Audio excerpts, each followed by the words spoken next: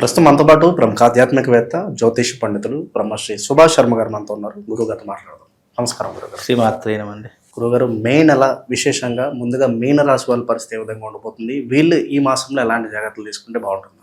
తప్పకుండా తెలియజేస్తాను. ముందుగా వీక్షిస్తున్న ప్రేక్షకులందరికీ శ్రీమాత్రే నమః, శ్రీ గురుభ్యో నమః. నమో దేవ్యై మహాదేవ్యై శివాయై సతతం నమః. నమ ప్రకృత్యై భద్రాయై నిహతాం ప్రణతాస్మిత. మీనరాశి. మీనరాశి వారి యొక్క ముందు స్వభావం తెలుసుకుంటే గనక మనకు అర్థమవుతుంది. మీనరాశి వారు గనక చూసుకుంటే మృదు స్వభావులుగా ఉంటూ ఉంటారు. అలాగే వీళ్ళు తీక్షణమైనటువంటి ఆలోచనలు విపరీతంగా చేస్తూ ఉంటూ ఉంటారు. వీళ్ళకు ఎప్పుడూ కూడా నలుగురితో ఉండాలి లేదా నలుగురితో సాన్నిహిత్యం చేయాలి అనే ఆలోచన కంటే వీళ్ళు జీవితంలో ఎలా ఎదగాలి, ఏ రకమైనటువంటి స్నేహం చేస్తే ఎలా ఉంటుంది అనేటటువంటి ఆలోచన తీరులో ఎక్కువగా ఉంటూ ఉంటారు. మే 15వ తారీఖు తర్వాత వీళ్ళ జీవితంలో కలిసి వచ్చేటటువంటి యోగం కానీ, లేదు అనంటే చదువు వృత్తి పట్ల శ్రద్ధ పెరగడం కానీ, ఉద్యోగం పట్ల కానీ, బిజినెస్ పట్ల కానీ శ్రద్ధ పెరగడం కానీ, వృత్తి వ్యాపారాదులలో ఏదో ఒకటి స్థిరపడాలి అని ఆలోచన రావడం కానీ, ఇలాంటివి ఏదో ఒక మార్పులు అనేటటువంటివి వీళ్ళ జాతకంలో జరిగేటటువంటి యోగాలు కనిపిస్తూ ఉన్నాయి. ప్రస్తుతానికి మే 15వ తారీఖు వరకు మాత్రం కాస్త జాగ్రత్తగా ఉండాలి. ఎందుకు అనంటే కనుక 2వ స్థానంలో రవి సంచారం యోగ్యమైనటువంటిది కాదు.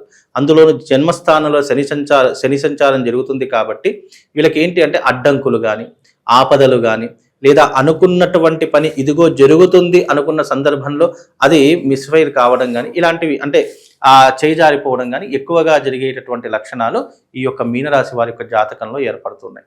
కనుక ఈ మీనరాశి వారు ఎవరైతే ఉన్నారో కాస్త మే 15వ తారీఖు వరకు మాత్రము జాగ్రత్తగా ఉండండి. 15 రోజులు వీళ్ళకు గడ్డు కాలం, 15 రోజులు వీళ్ళకు శుభకాలము అని చెప్పుకోవచ్చు. కనుక వీళ్ళకు రాబోయేటటువంటి ఈ మే మాసం అనేటటువంటిది మధ్యమ ఫలితాలు ఇచ్చేటటువంటి అవకాశాలు ఎక్కువగా కనిపిస్తూ ఉన్నాయి.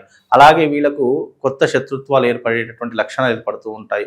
కుటుంబంతో విరోధం అయ్యేటటువంటి విధానాలు ఏర్పడుతూ ఉంటాయి. అయిన వాళ్ళే శత్రువులుగా మారిపోయేటటువంటి లక్షణాలు ఏర్పడుతూ ఉంటాయి. డబ్బు విపరీతంగా అవసరం ఉంటుంది అవసరానికి, కానీ ఎవరూ కూడా సహాయం చేయకపోవడంతో నిరాశ నిస్పృహలకు లోనయ్యేటటువంటి పరిస్థితులు ఏర్పడుతూ ఉంటాయి. ఇవి కేవలం 15 రోజులు మాత్రమే.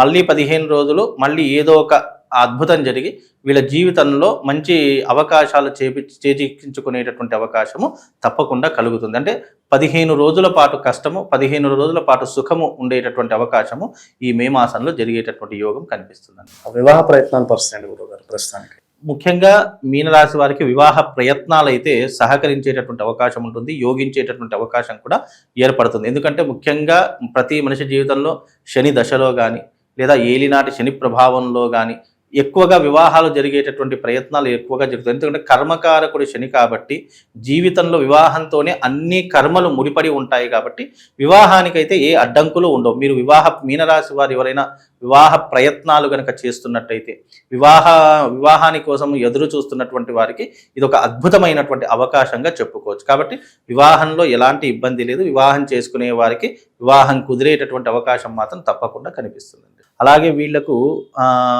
పొగడతలు ఎక్కువగా నచ్చవు. అలాగే వీళ్ళకు పనితీరు అనేటటువంటిది చాలా ఇష్టం ఉంటూ ఉంటుంది. వీళ్ళు కొత్త కొత్త పనులు చేయడానికి, ఎక్స్పెరిమెంట్లు చేయడానికి చాలా ఆసక్తి చూపిస్తూ ఉంటారు. ముఖ్యంగా వీళ్ళకు ఎక్కువగా సముద్రపు తీర ప్రాంతాలు కానీ, నదీ తీర ప్రాంతాలు కానీ చాలా ఇష్టమైనటువంటి భావజాలాలు ఎక్కువగా ఉంటూ ఉంటాయి. అలాగే విహారయాత్రలు ఎక్కువగా చేస్తూ ఉంటారు. అలాగే వీళ్ళకు ముఖ్యంగా చెప్పాలి అంటే గనక వీరు ఎవరితో కూడా సత్సంబంధాలు పెట్టుకోవాలి అని అనుకుంటే 1కి 10 సార్లు ఆలోచన చేసి పెట్టుకుంటూ ఉంటారు. ఇక ముఖ్యంగా వీళ్ళ యొక్క లక్షణం అనేటటువంటిది ముక్కుసూటిగా ఉండేటటువంటి తత్వము. ఏదైనా సరే ముఖం మీద చెప్పేయాలి అనేటటువంటి ఆలోచనలు విపరీతంగా ఉంటూ ఉంటాయి. మనసులో ఏది కూడా దాచుకోలేనటువంటి పరిస్థితులు ఎక్కువగా మీనరాశి వారి యొక్క జాతకంలో ఉంటూ ఉంటాయి. అలాగే వీళ్లకు గురువు అధిపతిగా ఉంటాడు కాబట్టి చదువు మీద కానీ, వృత్తి మీద కానీ చాలా శ్రద్ధ ఉంటూ ఉంటుంది. ఇక వీళ్ళకి ఏంటి అని అంటే కనుక ఎక్స్పెరిమెంట్లు చేసేటటువంటి విధానాల్లో కానీ, లేదా ఇంకా ఏదైనా తెలుసుకోవాలి, గొప్పగా ఆలోచన చేయాలి, చదువు వృత్తి పట్ల గొప్ప సాధన చేయాలి అనేటటువంటి ఆలోచన నైపుణ్యం కలిగినటువంటి వారిలో మీనరాశి వారు ఒకరు అని చెప్పుకోవచ్చు. అయితే ఈ నెలలో మీనరాశి వారికి ఎలా ఉండబోతుంది అని అంటే కనుక వీళ్ళకు సూర్యుడు 2వ స్థానంలోను అలాగే జన్మస్థానంలోను శని ఉండడం కారణం చేత మీనరాశి వారికి ఏలినాటి శని ప్రభావ కారణం ఒకటి ఉంటుంది. అలాగే 2వ స్థానంలో ఈ యొక్క సూర్య సంచారం అంటే రవి సంచారం కూడా అంత యోగ్యమైనటువంటిది కాదు. వీళ్ళకు ఎప్పుడు బాగుంటుంది అంటే గనక 15వ తారీఖు నుండి కొంచెం మారేటటువంటి, అంటే ఈ నెల 15వ తారీఖు, మే 15వ తారీఖు తర్వాత కొంతవరకు వీళ్ళ జాతకం మారేటటువంటి యోగాలు కనిపిస్తూ ఉన్నాయి. మొదటి 15 రోజులు ఏ విషయాల్లో అసలు వీళ్ళు ఇన్వాల్వ్ అవ్వకుండా ఉంటే మంచిదంటారు? ముఖ్యంగా వృత్తి వ్యాపారాదులలో కానీ, లేదు డబ్బు ఆర్థిక లావాదేవీల విషయాల్లో కానీ వీలైనంత వరకు కలగజేసుకోకుండా ఉండడం చాలా ఉత్తమం. అంటే ఎదుటి వాళ్ళ యొక్క విషయాల్లో కలగజేసుకోవడం కానీ, లేదా ఎదుటి వారికి సహాయం చేస్తాను మాట ఇవ్వడం కానీ, ఇలాంటివి కొద్దిగా మానుకోవడనేటటువంటి ప్రయత్నాలు చేయాలి. ముఖ్యంగా మీనరాశి వారు 3 విషయాల్లో జాగ్రత్తగా ఉండాలి. ఎవరి విషయంలో కలుగజేసుకోకూడదు, ఆర్థిక పరమైనటువంటి లావాదేవీల విషయాల్లో అస్సలు, అంటే ఎదుటి వారికి మాటలు ఇవ్వడం కానీ, నేనున్నానులే నీకు ఎందుకు, డబ్బు సహాయం కావాలంటే నేను చేస్తాను, నేను ఇలా తొందరపడి మాటలు ఇచ్చేటటువంటి ప్రయత్నాలు కానీ అస్సలు చేయకూడదు. ముఖ్యంగా వృత్తి వ్యాపారాదులు చేసేటటువంటి వారికి, ట్రాన్సాక్షన్స్ చేసేటటువంటి వారికి వీళ్ళు చాలా జాగ్రత్తగా ఉండాలి. అంటే జాగ్రత్త మీన్స్ గుడ్డిగా నమ్మడం కానీ, ఎవరిని పడితే వారిని నమ్మి డబ్బులు ఇవ్వడం కానీ, లేదు అని అంటే కనుక కౌంటర్ మీద ఎవరినైనా కూర్చోబెట్టడం కానీ, ఇలాంటివి అస్సలు చేయకూడదు. చాలామంది ఏం చేస్తారు అని అంటే కనుక నమ్మకమైనటువంటి వ్యక్తులు అని చెప్పేసి కౌంటర్ మీద కూర్చోబెట్టి వీళ్ళు వేరే లావాదేవీలు కానీ, లేదా వేరే వ్యవహారాదులు కానీ చేసుకునేటువంటి ప్రయత్నాలు చాలామంది చేస్తారు. అలాంటి ప్రయత్నాలు మామూలుగా మానుకునే ప్రయత్నం చేయాలి. అలాగే వృత్తి వ్యాపారాదులలోనే కాకుండా విద్యలో కానీ, లేదు అని అంటే కనుక వ్యవసాయ రంగంలో ఉన్నటువంటి వారు కానీ ఈ నెలలో కనుక చూసుకున్నట్టయితే కాస్త ఒడిదుడుకులు అనేటటువంటి ఎదురవుతాయి. దాన్ని తట్టుకునేటటువంటి శక్తి భగవంతుడు వాళ్ళకు ప్రసాదించాలని కోరుకుంటాను. పరిస్థితులు తగ్గట్టుగా కాంప్రమైజ్ అయ్యి అడ్జస్ట్ అయితేనే బెటర్ అంటారా? ముఖ్యంగా జీవితంలో ఒక్కటి గుర్తుపెట్టుకోండి, మనిషి కర్మ బాగా లేకపోతే తప్పకుండా కాంప్రమైజ్ కావాల్సిందే, అడ్జస్ట్మెంట్ కావాల్సిందే. నాకు ఇప్పుడు కొన్ని సందర్భాల్లో మనిషి యొక్క తత్వం ఎలా ఉంటుంది అని అంటే గనక మనం ఎంత కాంప్రమైజ్ అవుదాం అనుకున్నా, ఎంత అడ్జస్ట్మెంట్ అవుదాం అనుకున్నా ఎదుటి వాళ్ళు ప్రోకింగ్ చేస్తూనే ఉంటారు. దాన్ని తట్టుకునేటటువంటి స్వభావం కలిగినటువంటి వ్యక్తి గనక ఎవరైనా ఉంటే ఆఫ్టర్ లైఫ్ ఎలా ఉంటుంది అని అంటే గనక వాడి జీవితంలో వాడు ఒక స్టేజ్కి వచ్చిన తర్వాత ఎదురు దెబ్బ కొడతాడు చూడండి, అది ఎవ్వరూ కూడా తట్టుకోలేరు. అంటే మనిషికి ఇది ఒక పరీక్షా కాలము అని అర్థం చేసుకోవాలి. అంతేగాని బ్యాడ్ సిచ్యువేషను అని అంటే కనుక నా జీవితం అయిపోయింది అనే ఆలోచన రావద్దు ఎవరికి కూడా. ఇది నాకు పరీక్షా కాలం, ఇది గడ్డు కాలం, దీన్ని గనక నేను తట్టుకొని దీన్ని గనక అధిగమించినట్టయితే గనక నేను దేన్నైనా సాధించగలను అనేటటువంటి ఒక క్యాపబిలిటీ మీ మనస్సులో ఒకటి అనుకోండి. ఎందుకంటే అన్ని రోజులు ఒకలా ఉండవండి, రోజులు ప్రతి ఒక్కరికి మారుతూ ఉంటాయి. మనకంటూ ఒక రోజు వస్తుంది, ఆ రోజు వచ్చినప్పుడు గనక మనం ఎవరు మంచివాడు ఎవరు చెడ్డవాడు అనేటటువంటి అంశాలు తెలుస్తాయి. అందుకే మీనరాశి వారికి ఇది పరీక్షాకాలం కనుక ఈ పరీక్షాకాలాన్ని మీరు కష్టపడి చదివితే మీరు ర్యాంకును సాధిస్తారు. అదే గనక మీరు నిరాశ నిస్పృహకు లోనయ్యారనుకోండి మీ జీవితం అక్కడే ఆగిపోతుంది. కనుక దీన్ని కష్టపడి మీ జీవితాన్ని ఓవర్కమ్ చేసి మీరు కొంచెం ప్రశాంతంగా ఉండి ఆలోచన చేసుకోండి. 1కి 10 సార్లు ఆలోచన చేసుకొని మీ జీవితాన్ని ముందుకు తీసుకొని వెళితే మీకు ఏ గ్రహం కూడా ఏమీ చేయలేదు. కనుక ఇలాంటి పరిస్థితిని అలవాటు చేస్తారు. అదే రకంగా వీళ్ళకు ఈ రాబోయే 15 రోజులు ఏవైతే ఉన్నాయో కాస్త గడ్డు కాలము, దాన్ని ఆచితూచి, ఎందుకంటే సృష్టిలో మేధాశక్తి కలిగినటువంటి వ్యక్తి మానవుడే.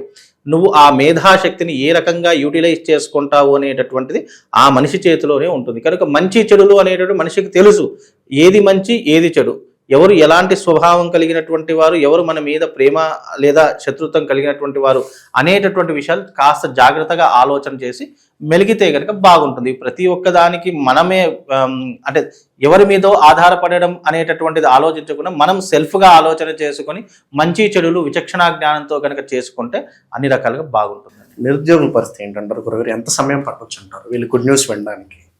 ముఖ్యంగా ఇప్పుడున్నటువంటి పరిస్థితుల్లో నిరుద్యోగులకు ఏంటి అంటే నిలకడ లేనటువంటి స్థితులు ఎక్కువగా ఉంటూ ఉంటాయి. ఏ దాంట్లో కూడా స్థిమితం అనేటటువంటిది మీనరాశి వారికి రాబోయేటటువంటి 7 సంవత్సరాల వరకు నిలకడ ఉండదు. అంటే ఒక నిమిషం ఒకలా ఉంటే మనస్తత్వం ఇంకో నిమిషం 100%. అంటే మనస్తత్వం అనేటటువంటిది కాకుండా పరిస్థితుల యొక్క ప్రభావాలు కూడా వీళ్ళ మీద చాలా వరకు దాడి చేస్తూ ఉంటాయి. బికాజ్ ఏంటి అంటే కనుక ఏలినాటి శని ప్రభావంలో మనిషి స్థిమితంగా ఉండలేడు, ఒక చోట నిలబడలేడు, ఆలోచనలన్నీ కూడా విపరీతంగా చెడు వైపు మగ్గేటటువంటి అవకాశాలు ఉంటాయి.